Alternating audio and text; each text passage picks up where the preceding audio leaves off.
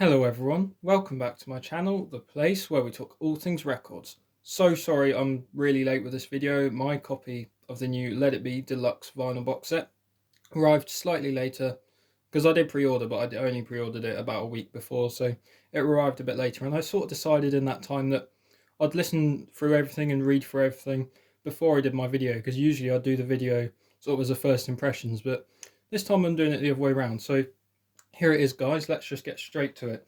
So we are presented with a lovely slip case, glossy as well, and a lovely spine with the text there and various logos. And here on the back, it's quite heavy as well, of course, because of all the content, my fingerprints. But anyway, here we have the track listings.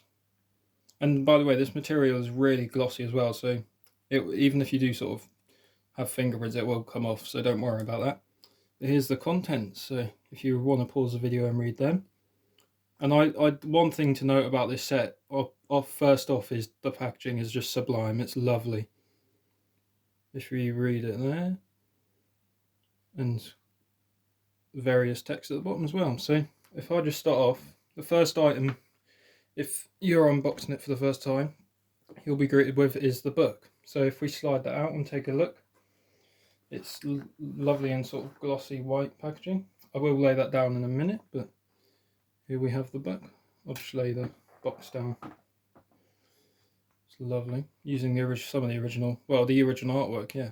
So if we just open that up quickly, we get a foreword by Paul McCartney, and some by sort of Glyn Johns and that sort of thing. So, and various text and images. So I've only read sort of the forewords and that sort of thing, and I have kept my hype sticker and little ad they had in there, so that's what the hype sticker looked like, if you want to read that.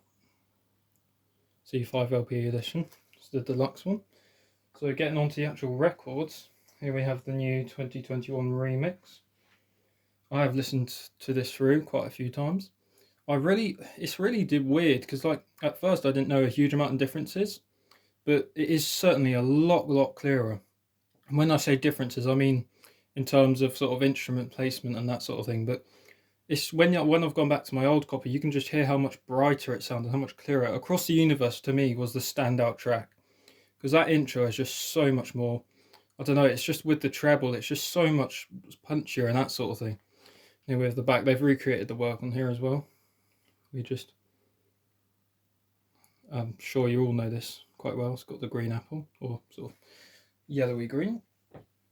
And these are all lovely glossy covers, by the way.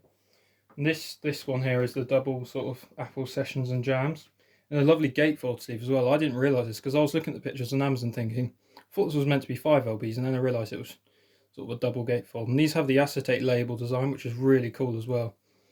So and there you are. See, they've used the sort of front cover artwork from the album. Hopefully that'll focus in. I love this sort of black on white design as well. It's really sort of sophisticated. There's sort of the second disc, and it does open up, as I said. And these inner sleeves, I'll mention in a minute, they are sort of the ones they used on the Abbey Road one as well, and they do tend to crinkle a bit, but that's not the end of the world.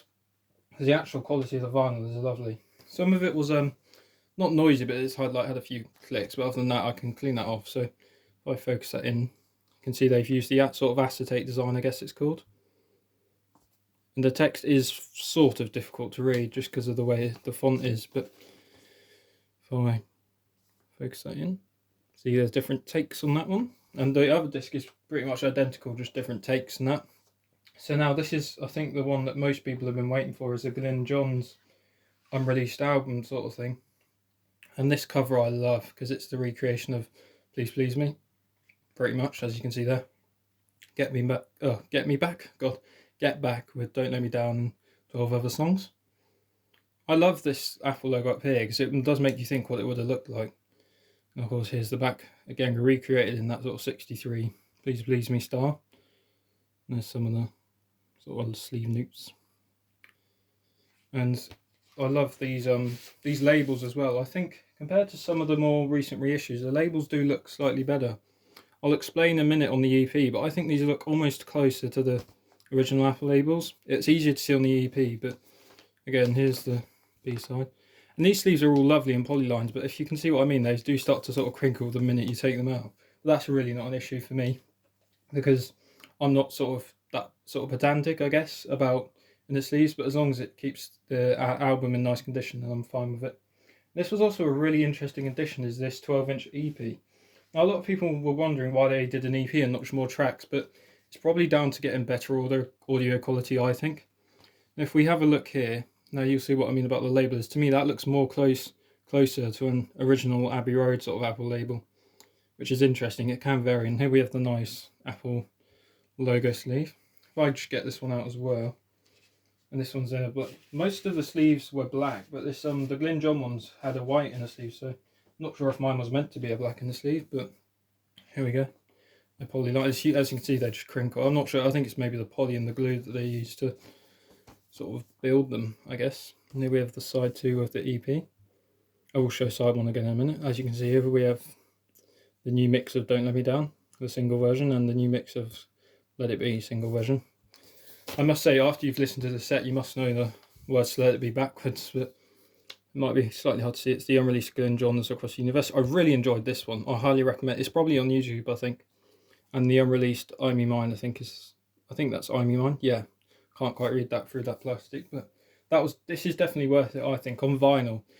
I guess it wouldn't have made sense on the CD ones, because a lot of people were kind of confused why they didn't just make it another sort of outtakes album.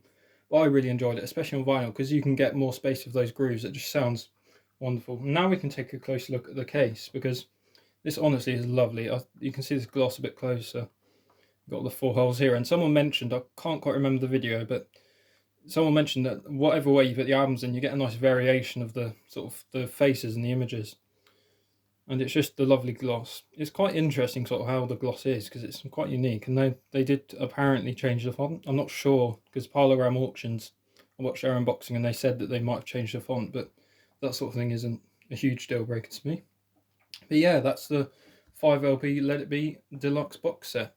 Now, onto my thoughts, because I thought I'd do a sort of mini review, I guess, but I thought overall it was fantastic. The one thing people did mention, and I kind of noticed, was that some of the songs were the same on Anthology, not all of them.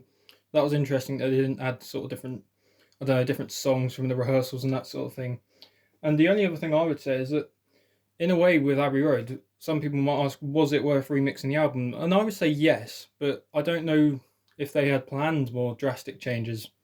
But I would say what they've done here is just given the album a bit of air, a bit of more space to breathe, because the original I love, but you can hear it as a lot more murkier and there's a lot more sort of low end. So I would say overall it's definitely worth your money, and enough for the book as well, because that book is lovely from what I've seen so far.